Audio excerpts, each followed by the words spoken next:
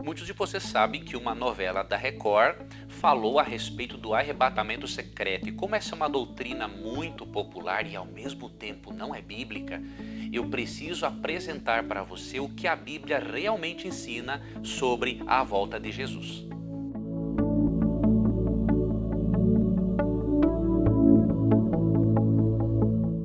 Para a teologia evangélica ou dispensacionalista, a volta de Cristo é dividida em duas partes, pelo menos.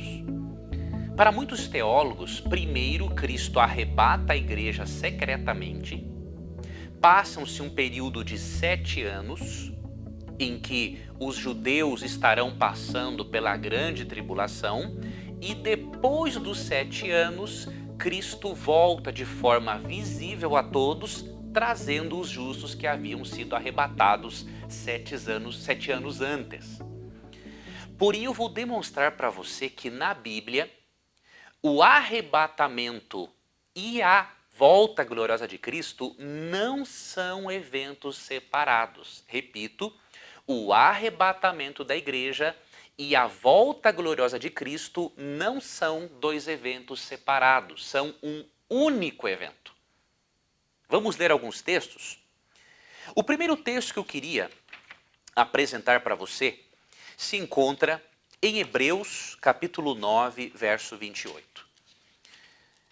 Aqui diz o seguinte: assim também Cristo, oferecendo-se uma só vez para levar os pecados de muitos, aparecerá segunda vez sem pecado aos que o esperam para a salvação. Perceba que a volta de Cristo é apresentada como um evento único. O texto não diz que ele aparecerá uma segunda vez e depois uma terceira vez. Não ensina que ele vai arrebatar a igreja para depois aparecer em glória. Pelo contrário, aqui diz que ele vai aparecer por uma segunda vez, ou seja, o arrebatamento e a volta dele gloriosa se constituem num único evento. Outro texto que é muito significativo é Lucas, ou melhor, Mateus, capítulo 24, verso 27. Veja a que a volta de Jesus Cristo foi comparada, para você perceber que não existe nada de rapto secreto na Bíblia. Mateus 24, 27. Pois assim como o relâmpago sai do Oriente e se mostra até o Ocidente, assim será também a vinda do Filho do Homem. A volta de Cristo é comparada a um relâmpago, mostrando que é um evento visível a todas as pessoas. E que é um evento visível a todas as pessoas, de modo que não vai haver um arrebatamento secreto da igreja, encontramos também aqui no próprio contexto de Mateus 24, nos versículos 30 e 31. Então aparecerá no céu o sinal do Filho do Homem, e todos os povos da terra se lamentarão e verão o Filho do Homem, vindo sobre as nuvens do céu com poder e grande glória. E ele enviará os seus anjos com um grande clangor de trombeta, os quais ajuntarão os seus escolhidos desde os 4 ventos, de uma a outra extremidade dos céus. Perceba, não há uma separação. O Evangelho de Mateus não ensina que primeiro a igreja é arrebatada secretamente e depois de 7 anos ocorre a manifestação gloriosa. É um evento só. Quer ver uma outra prova? Aqui no próprio texto diz que todas as tribos da terra se lamentarão sobre Jesus. Ou seja, é um evento visível a todos. Não vai envolver só a igreja. Ok? E os anjos serão enviados. Não há um motivo de os anjos acompanharem a Jesus se ocorresse simplesmente um arrebatamento secreto. Como o evento, tanto o arrebatamento dos justos quanto a volta gloriosa de Cristo, se constitui num único evento, então os anjos acompanham o Senhor para reunirem aqueles que realmente aceitaram a Cristo como Salvador para serem levados ao céu. Existem aqui outros textos que eu quero conferir com você. Veja, esse outro texto aqui também é muito importante. Vamos ler aqui é 2 Tessalonicenses 2, verso 8. Há vários versículos, amigos, obviamente que por causa do tempo nós não vamos nos deter muito nisso agora. Mas eu quero deixar para você uma boa base para você não cair nesta armadilha do arrebatamento secreto. Porque o arrebatamento secreto fará com que muitos cristãos sinceros estejam despreparados para a volta gloriosa de Cristo, ok? Então vamos ler aqui esse texto que se encontra em 2 Tessalonicenses, capítulo 2, verso 8.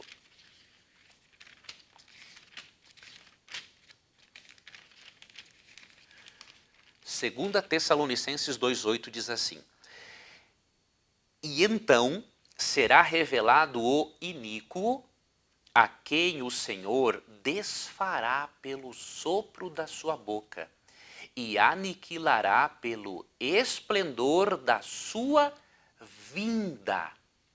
Isso aqui é muito importante. Aqui fala da destruição do anticristo e não diz que o anticristo será destruído depois que a igreja foi arrebatada e depois que se passaram os supostos 7 anos. O anticristo é destruído por Cristo na sua segunda vinda. A palavra que aparece aqui para a vinda é a palavra grega epifaneia. E o que esta palavra significa? Esta palavra epifaneia significa aparecimento. Ela não envolve algo de secreto. E para você ter uma ideia, ela também é empregada em Tito 2,13, que diz assim, ó, aguardando a bendita esperança e a manifestação, ou epifaneia, da glória do nosso grande Deus e Salvador, Jesus Cristo. Você percebeu?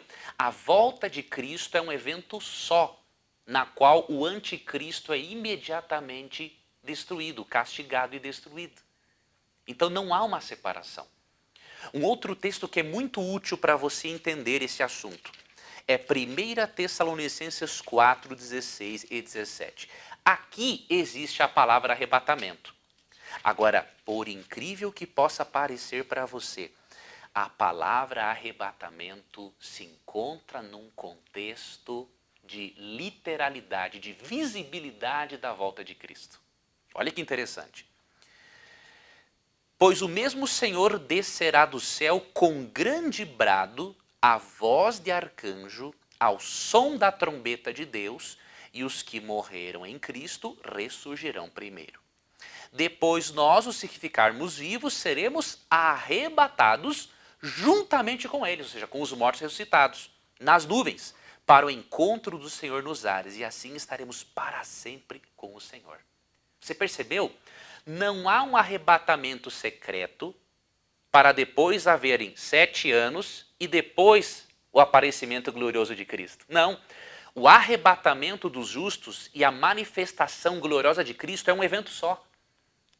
E o arrebatamento dos justos está num contexto em que o Senhor vem com voz de arcanjo, com brado, som de trombetas, num contexto em que ocorre a ressurreição dos mortos e a transformação dos vivos. Ou seja, é impossível crer num arrebatamento secreto, sendo que a única vez em que a palavra arrebatamento aparece no texto bíblico, ela aparece num contexto em que a volta de Cristo é visível e audível.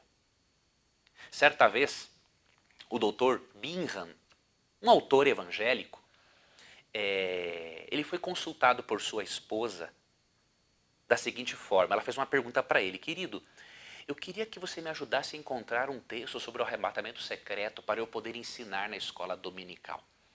E o Dr. Bingham disse o seguinte: não, isso é fácil. Vá para 1 Tessalonicenses 4, 16 e 17. Sabe o que ela disse para ele? Querido, eu fui a esse texto, mas esse texto é o verso mais barulhento da Bíblia, porque fala de trombetas.